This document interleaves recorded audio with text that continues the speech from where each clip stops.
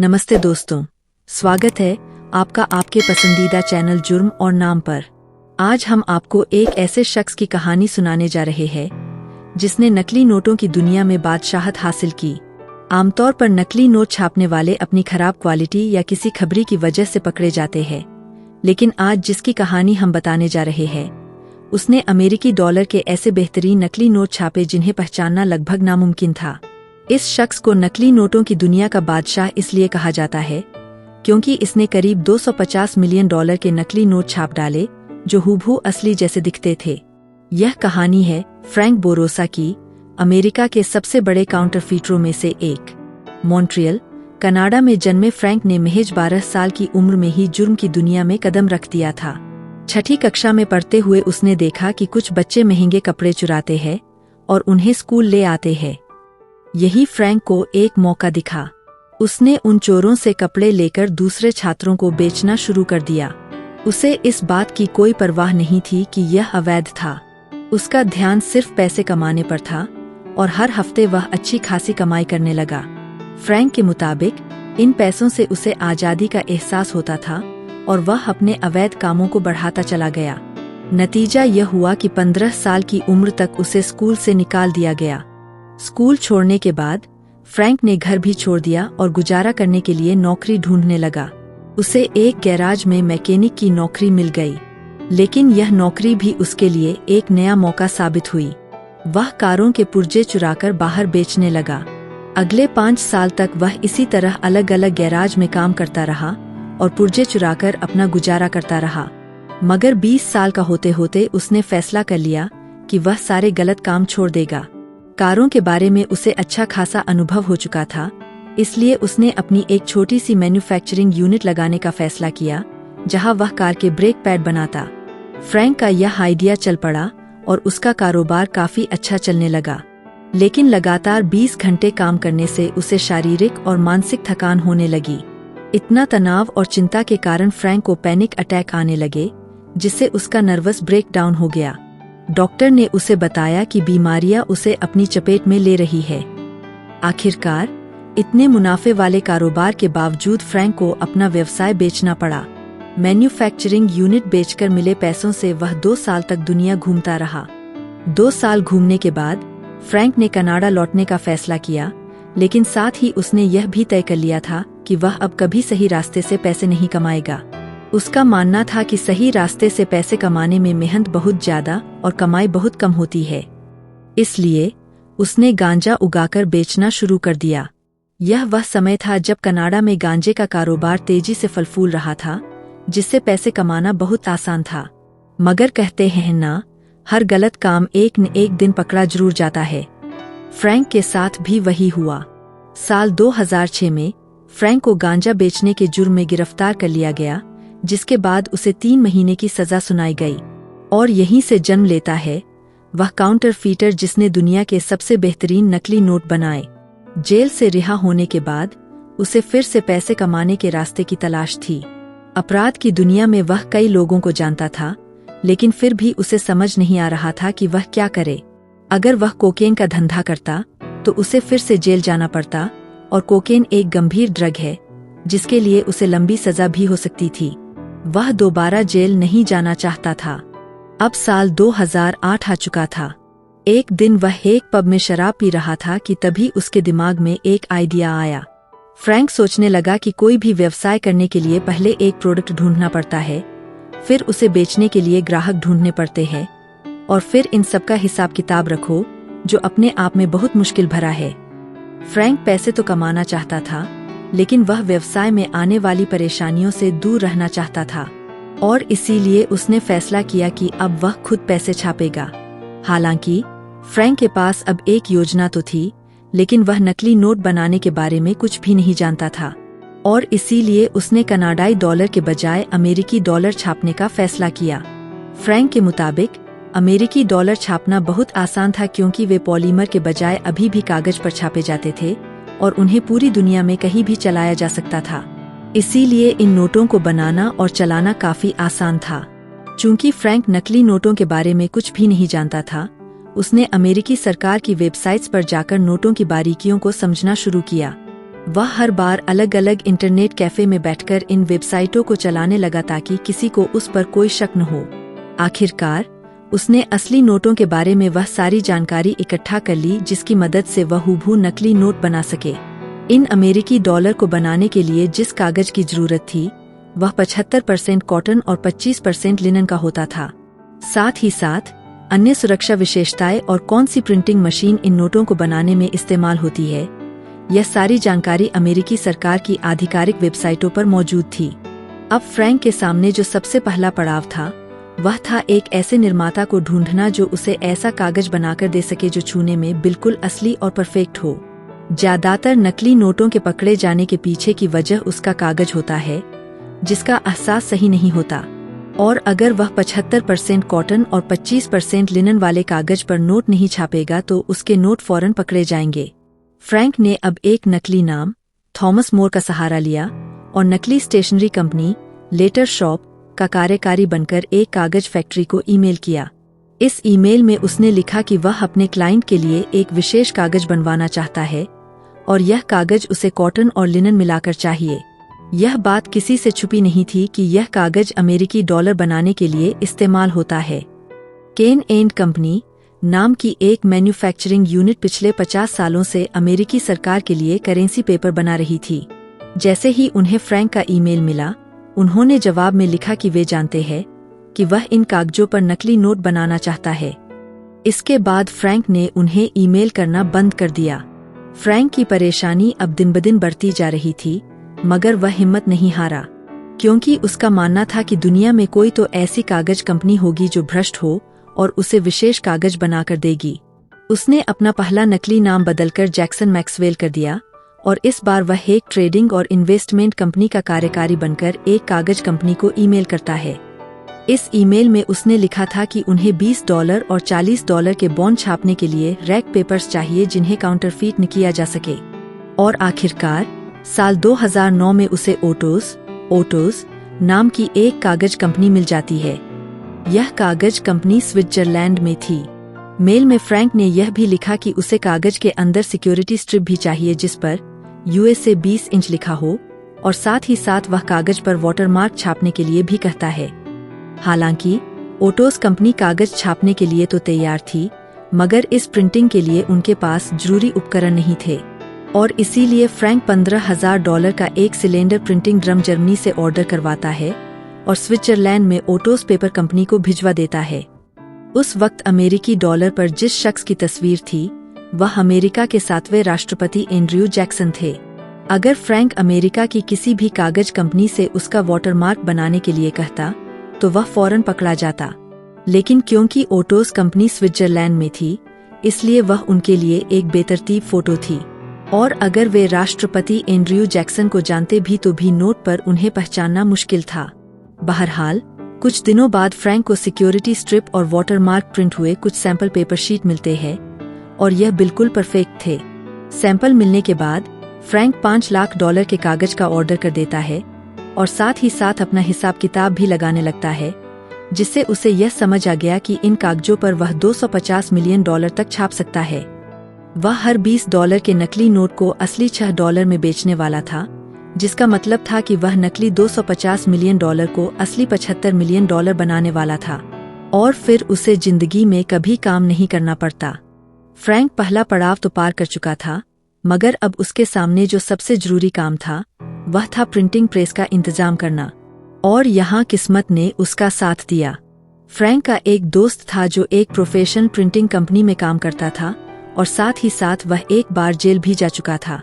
Frank को लगने लगा कि यह उसके काम का हो सकता है, और इसीलिए वह उसे एक प्रिंटिंग मशीन दिलवाने की बात करता है। फ्रैंक का दोस्त उससे कहता है कि इस काम के लिए उसे हाइडलबर्ग ऑफसेट प्रिंटर की जरूरत पड़ेगी। हालांकि यह वह प्रिंटर नहीं था जो अमेरिकी ट्रेजरी नोट छापने के लिए इस्तेमाल करती थी, जिसकी वजह से किसी का शक उन पर नहीं जाएगा, मगर यह प्रिंटर बिल्कुल वैसे ही प्रिंट करके देगा। प्रिंटिंग मशीन के साथ साथ उसे पेपर कटिंग मशीन, प्लेट की डाइस और इंकजेट प्रिंटर की जरूरत भी पड़ने वाली थी ताकि वह नोटों पर सीरियल नंबर डाल सके, और इन सबका इंतजाम करने में फ्रैंक के $3 लाख और खर्च हो गए जो उसने गांजे के कारोबार से कमाए थे। अब फ्रैंक बस कागज के आने का इंतजार कर रहा था ताकि वह जल्द से जल्द नकली नोटों को छापना शुरू कर सके। और एक दिन शिपिंग डॉक से उसे कॉल आता है कि उसका कंसाइनमेंट आ गया है और वह आकर उसे ले सकता है। अब फ्रैंक के सामने एक और परेशानी थी कि अगर वह सीधे कंसाइनमेंट उठाने जाएगा तो हो सकता है कि इस बारे में किसी को पता चल गया हो और पुलिस उस पर नजर रख रही हो। और इसीलिए वह एक दूरबीन लेता है और 3 दिनों तक शिपमेंट पर नजर रखता है ताकि वह उसके आसपास के खतरे को भांप सके। फ्रैंक को बार बार यही डर सता रहा था कि कहीं ओटोस कंपनी को उस पर शक न हो गया हो और उन्होंने पुलिस को इसकी खबर कर दी हो और वे उसे कंटेनर लेते हुए रंगे हाथों पकड़ने का इंतजार कर रहे हों। मगर 3 दिनों तक नजर रखने के बाद भी वहां कोई नहीं आया। बहरहाल अब वक्त था इस शिपमेंट को वहां से निकालकर दूसरी लोकेशन पर लेकर जाने का, जिसे फ्रैंक एक बॉक्स ट्रक पर लोड करवाता है और एक आदमी को हायर कर लेता है जो कार में बैठकर इस ट्रक के पीछे पीछे चलने लगता है। यह ट्रक जैसे ही सिंगल लेन हाईवे पर पहुंचता है, पीछे कार में बैठा शख्स यह दिखाने लगता है जैसे उसकी कार खराब हो गई हो, जिसकी वजह से पीछे का ट्रैफिक 20 मिनट के लिए ब्लॉक हो जाता है। और इतनी देर में ट्रक को भरपूर टाइम मिल गया वहां से निकलने के लिए। फ्रैंक ने ऐसा इसीलिए करवाया ताकि अगर कोई ट्रक का पीछा कर भी रहा हो तो वह पीछे रह जाए, क्योंकि वह कोई चांस नहीं लेना चाहता था। सबसे ज्यादा हैरानी वाली बात यह थी कि फ्रैंक इस ट्रक को अभी भी अपनी लोकेशन पर लेकर नहीं गया, बल्कि उसने इस ट्रक को एक पार्किंग लॉट में पार्क करवाया जहां वह अगले 3 दिनों तक फ्रैंक की निगरानी में खड़ा रहा। इस दौरान फ्रैंक अलग अलग लोगों को इस ट्रक पर नजर रखने के लिए हायर करता रहा, जिससे उन्हें शक तो हो रहा था कि कुछ अवैध हो रहा है, मगर यह नहीं जानते थे कि असल में हो क्या रहा है। बहरहाल इस तरह 3 दिन और निकल गए और अब वक्त था इस कंटेनर को दूसरी जगह ले जाने का। और इसीलिए फ्रैंक इस कंटेनर को दूसरे ट्रक पर लोड करवा देता है। फ्रैंक इस दौरान बहुत चौकन्ना था और इसीलिए उसने पहले सारे ट्रैकिंग डिवाइस चेक किए और इस कंटेनर को लेकर वह उस गैराज की तरफ निकल गया जो उसने एक किसान से किराए पर लिया था। इस गैराज में फ्रैंक ने पूरा प्रिंटिंग प्रेस और पूरा सेटअप लगा रखा था, मगर जिस किसान से उसने जगह ली थी वह इस बारे में कुछ नहीं जानता था कि आखिर गैराज में हो क्या रहा है। सारी तैयारियां होने के बाद आखिरकार फ्रैंक नकली नोटों को छापना शुरू करता है और अगले 5 महीनों तक रोज रात को वह नोट छापता और सुबह होते ही अपने घर वापस लौट आता।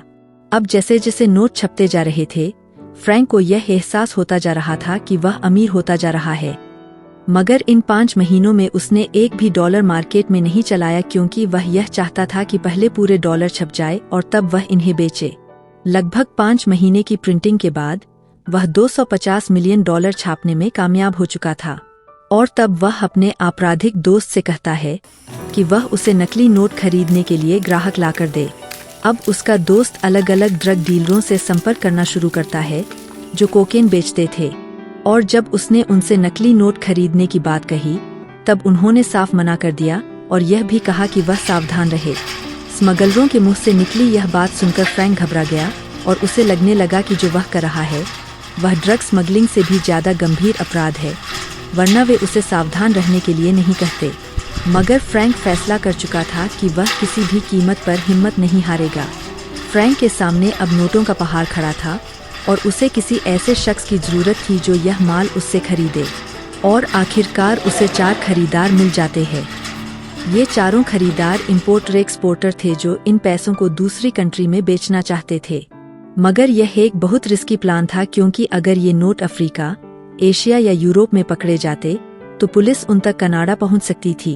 एक परेशानी और थी कि जो भी खरीदार इन नकली नोटों को खरीद रहे थे उनकी क्वांटिटी $100 से $5000 के बीच होती थी, जो बहुत कम होने की वजह से फ्रैंक की परेशानी बढ़ती जा रही थी। बहरहाल धीरे धीरे खरीदारों को फ्रैंक के नकली नोटों की क्वालिटी समझ आने लगी और अब वे $1 लाख से $1 मिलियन तक के बीच के ऑर्डर देने लगे। मगर इस तरह से भी फ्रैंक को एक लंबा वक्त लगने वाला था इस माल को निकालने में। इसी दौरान फ्रैंक की मुलाकात एरिक लफेब्रे नाम के एक शख्स से होती है जो चोरी का माल खरीदता बेचता था और पिछले 2 सालों से वह चोरी किए हुए ट्रक एक अंडरकवर पुलिस एजेंट को बेच रहा था। एरिक को यह बात मालूम नहीं थी कि वह अंडरकवर एजेंट है और इसीलिए वह उससे पूछता है कि क्या वह नकली नोट खरीदना चाहेगा, जिसके लिए अंडरकवर एजेंट फौरन राजी हो जाता है। यह एजेंट $1 लाख के नकली नोटों का ऑर्डर देता है, जिसे फ्रैंक एरिक तक पहुंचा देता है और एरिक इस अंडरकवर एजेंट तक पहुंचा देता है। अंडरकवर एजेंट नोटों की क्वालिटी से बहुत ज्यादा प्रभावित हो जाता है और दोबारा $1,00,000 लेने की बात करता है, जिसके लिए एरिक राजी हो जाता है। मगर इस बार फ्रैंक को आत्मविश्वास नहीं आ रहा था और उसे लग रहा था कि कुछ तो गलत होने वाला है। बहरहाल फ्रैंक नकली नोटों को एरिक के हवाले कर देता है, जिसे लेकर वह अपने एक दोस्त के घर निकल जाता है। मगर फ्रैंक इस बात से बेखबर था कि एक हेलीकॉप्टर एरिक के पीछे लग चुका है, क्योंकि इस अंडरकवर एजेंट की डीलिंग अभी तक एरिक से ही हो रही थी और इसीलिए पुलिस डिपार्टमेंट यह बात नहीं जानता था कि इन नोटों को छाप कौन रहा है और वह किसे पकड़ने वाले हैं। और तब पुलिस एक चाल चलती है। यह अंडरकवर एजेंट एरिक से कहता है कि उसके एक दोस्त को भी $1,00,000 के नकली नोट चाहिए और वह अपने सप्लायर को यह नोट लेकर वहां बुला ले जहां यह नोट्स का लेनदेन होने वाला है।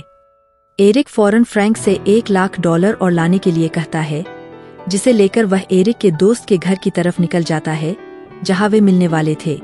मगर फ्रैंक जब वहां पहुंचकर अपनी कार को पार्क कर रहा था कि तभी उसे कुछ अजीब सी फीलिंग आने लगती है। इस वक्त एक हेलीकॉप्टर बहुत ऊंचाई पर उड़ रहा था जिसे फ्रैंक देख नहीं पा रहा था और तभी फ्रैंक किसी भी तरह की परेशानी से बचने के लिए कार को सीधे गैराज के अंदर ले जाता है ताकि किसी की नजर उस पर या पैसों पर न पड़े। 23 मई 2012 की सुबह 5 बजे फ्रैंक और उसकी गर्लफ्रेंड अपने घर में सो रहे थे कि तभी उनके दरवाजे पर एक दस्तक होती है। फ्रैंक जैसे ही दरवाजा खोलता है, वह देखता है कि दरवाजे पर पुलिस खड़ी है और वे अंदर आने के लिए कहते हैं। फ्रैंक की गर्लफ्रेंड को इस बात का अंदाजा भी नहीं था कि वह क्या कर रहा था और पुलिस घर पर क्यों आई है। पुलिस को देख वह बहुत डर जाती है, मगर फ्रैंक उससे कहता है कि वह चुपचाप रहे और पुलिस को अपना काम करने दे। और तभी अचानक पुलिस फ्रैंक को हथकड़ियां पहना देती है और पूरे घर की तलाशी लेना शुरू कर देती है। इस तलाशी के दौरान पुलिस के हाथ कुछ बंदूकें लगीं जिनका लाइसेंस फ्रैंक के पास था, मगर साथ ही साथ पुलिस को यूवी पेन मिले जो इन नकली नोटों को चेक करने के लिए इस्तेमाल होते हैं और साथ में गांजा और $1 मिलियन के नकली नोट प्रिंटिंग प्लेट्स के साथ मिले। इस गिरफ्तारी के वक्त 12 कनाडाई पुलिस अधिकारियों के साथ 2 अमेरिकी सीक्रेट सर्विस एजेंट भी मौजूद थे, जिन्होंने यह सारा सामान जब्त कर लिया और फ्रैंक को मौके पर अपनी हिरासत में ले लिया। यह सभी पुलिस अधिकारी इतने सारे नकली नोट देखकर हैरत में पड़ गए और वे फौरन उसे हिरासत में ले जाकर पूछताछ शुरू कर देते हैं। पूछताछ के दौरान पहले तो वह कुछ भी बताने से मना कर देता है, मगर जब पुलिस उससे बताती है कि उसकी गर्लफ्रेंड को गिरफ्तार कर लिया गया है और उसका घर भी जब्त कर लिया जाएगा, तब वह पुलिस के सामने अपना जुर्म कबूल लेता है। फ्रैंक पुलिस को बताता है कि उसकी गर्लफ्रेंड का इससे कोई लेना देना नहीं है, क्योंकि इस बारे में वह कुछ भी नहीं जानती और जो कुछ भी किया है सब उसी ने ही किया है। फ्रैंक शुरू से ही काफी चालाक था और वह यह जानता था कि एक न एक दिन वह जरूर पकड़ा जाएगा और इसीलिए अपना जुर्म कबूलने से पहले उसने सारे कैलकुलेशन कर लिए थे। फ्रैंक का कहना था कि अगर वह पकड़ा भी गया तो भी उसे ज्यादा से ज्यादा 6 से 7 साल की सजा ही होगी और कनाडा में उसे सजा की 34 आय काटनी पड़ेगी, यानी 14 से 15 महीने, और इतना वह आराम से मैनेज कर सकता था। बहरहाल इतना हिसाब किताब लगाने के बाद भी कुछ चीजें थीं जो फ्रैंक से छूट गई थीं, और इनमें से एक थी 2 सीक्रेट सर्विस एजेंट जो गिरफ्तारी के वक्त सुबह 5 बजे वहां मौजूद थे। फ्रैंक यह बात बिल्कुल भी नहीं जानता था कि ये दोनों सीक्रेट सर्विस एजेंट है। और पूछताछ के दौरान जब ये दोनों इंटेरोगेशन रूम में आते हैं, तब वे फ्रैंक से कहते हैं कि उसे अमेरिका एक्स्ट्राडाइट किया जाएगा। यह सुनते ही फ्रैंक बहुत घबरा जाता है, क्योंकि इस बारे में उसने सोचा ही नहीं था और उसे लग रहा था कि कनाडाई कानूनी सिस्टम के हिसाब से वह छोटी मोटी सजा काटकर बाहर आ जाएगा। फ्रैंक को अमेरिका के हवाले किए जाने के बाद उस पर 3 अलग अलग आरोप लगे। पहला आरोप नकली नोटों की प्लेट्स रखने का लगा जो उसकी गर्लफ्रेंड के घर से मिली थी, दूसरा आरोप नकली नोटों को एरिक तक पहुंचाने का लगा और तीसरा आरोप नकली नोट छापने का लगा। और हर आरोप के लिए उसे 20 साल की सजा सुनाई जाती, जिसका मतलब था कि उसे जेल में 60 साल गुजारने पड़ते। अब फ्रैंक सीक्रेट सर्विस एजेंट से सवाल करते हुए उनसे पूछता है कि उसे ज्यादा से ज्यादा कितने सालों की सजा होगी, जिसके जवाब में वे कहते हैं कि कनाडाई नागरिक होने के नाते उसे ज्यादा से ज्यादा 9 साल की सजा होगी। बहरहाल फ्रैंक को जेल भेज दिया जाता है, जहां कुछ वक्त सजा काटने के बाद उसे अमेरिका के हवाले किया जाना था। मगर फ्रैंक की किस्मत अच्छी थी कि उसका वकील बहुत अच्छा था और वह इस पूरे केस को खारिज करने की कोशिश में लग जाता है। फ्रैंक का वकील कोर्ट में दलील पेश करते हुए कहता है कि पुलिस के सर्विलांस कैमरे ने फ्रैंक को एरिक के गैराज में तो जाते देखा था, मगर उन्होंने फ्रैंक के हाथ में कोई ऐसा बैग नहीं देखा जिसमें कैश रखा हो या उसने यह बैग एरिक को दिया हो। वकील ने कोर्ट में यह भी कहा कि पुलिस ने गलत तरीके से फ्रैंक के खिलाफ वारंट जारी किया और जो भी सबूत कोर्ट में पेश किए गए हैं वह सही नहीं है। इस दलील से अब एक उम्मीद की किरण जागने लगी और ऐसा लगने लगा कि जज इस केस को खारिज कर देगा। और तब फ्रैंक अपने वकील से कहता है कि वह डिफेंस के वकील से बात करे कि उसे अमेरिका के हवाले किए जाने की मांग की जाए, और अगर वह ऐसा करेगा तो वह केस को खारिज नहीं करवाएगा, क्योंकि डिफेंस का वकील भी इस केस को जीतना चाहता था और फ्रैंक को भी अमेरिका की जेल में मरने के बजाय कनाडा में कुछ सजा काटनी पड़ती, और इसीलिए वह इस डील के लिए राजी हो जाता है। बहरहाल जेल में 6 हफ्ते काटने के बाद फ्रैंक $10,000 की बेल पर बाहर आ जाता है और अपना कंस्ट्रक्शन का काम शुरू कर देता है। और इसी दौरान वकील अपने केस को और मजबूत करने पर काम करने लगता है। जेल से बाहर आने के बाद फ्रैंक को अब हर वक्त यह एहसास होने लगा कि उसका पीछा किया जा रहा है और उसका फोन टैप हो रहा है, और इसीलिए वह बहुत ज्यादा चौकन्ना था। न तो उसने किसी से भी नकली नोटों के बारे में बात की और न ही उस गैराज पर गया जहां वह इन नोटों को छापता था। इधर पुलिस भी सबूत के तौर पर उस हाइडलबर्ग प्रिंटिंग मशीन को ढूंढ रही थी जिस पर यह नोट छापे जाते थे, और उधर फ्रैंक इस प्रिंटिंग मशीन को बेचने के लिए एक वेबसाइट पर लिस्ट कर देता है। सितंबर 2012 की एक शाम फ्रैंक को एक ईमेल आता है जिसमें यह लिखा था कि कोई इस मशीन को खरीदना चाहता है, और यह शख्स एक अंडरकवर पुलिस एजेंट था। मगर फ्रैंक को कुछ सही नहीं लगता और वह इस डील को आगे नहीं बढ़ाता। उधर 1 साल बाद डिफेंस का वकील फ्रैंक के वकील के सामने एक फाइनल ऑफर रखता है कि अगर फ्रैंक कोर्ट को सब कुछ सच सच बता देगा तो उसे महज 3 साल की सजा ही होगी, जिसमें उसे महज 6 महीने जेल में काटने होंगे। फ्रैंक के लिए यह एक बहुत अच्छी डील थी, मगर फ्रैंक इसके लिए मना कर देता है और दोबारा ट्रायल की शुरुआत होती है। ट्रायल से पहले फ्रैंक और उसका वकील कोर्ट में आते हैं, और ट्रायल शुरू होने से बिल्कुल पहले फ्रैंक अपने वकील से बात करता है। आगे की कहानी और फ्रैंक बोरोसा के अंतिम फैसले के लिए जुड़े रहें जुर्म और नाम के साथ। आपको क्या लगता है, फ्रैंक ने क्या फैसला लिया होगा? हमें कमेंट्स में जरूर बताएं।